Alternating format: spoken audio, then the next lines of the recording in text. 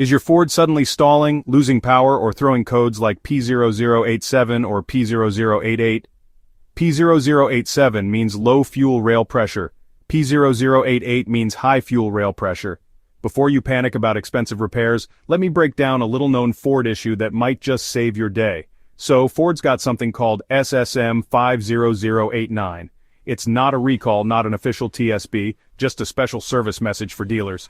If you own a 2017 to 2021 Ford or Lincoln with a 3.3L, 3.5L EcoBoost or 5.0L engine, think F-150, Mustang, Expedition, Explorer, or even a Lincoln Navigator, this might affect you. Here's the deal.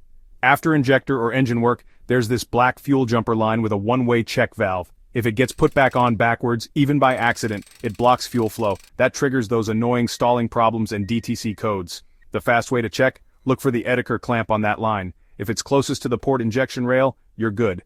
If not, it's installed the wrong way. Flip the line and bam, problem solved, no pricey parts needed. Dealers sometimes miss this, so if your Ford's acting up after repairs, mention SSM 50089 and NHTSA ID 10201579. If this helped you out, smash that like button, subscribe for more car fixes, and drop your story or questions in the comments below. Stay safe, and keep your Ford running strong.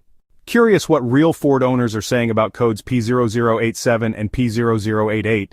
Online forums and social media are full of stories. Many drivers report sudden loss of power, rough idling and stalling, especially after recent repairs. Some mention that flipping the fuel line, as described in SSM 50089, instantly fixed their issues. Others share frustration with misdiagnosis and unnecessary part replacements. The consensus?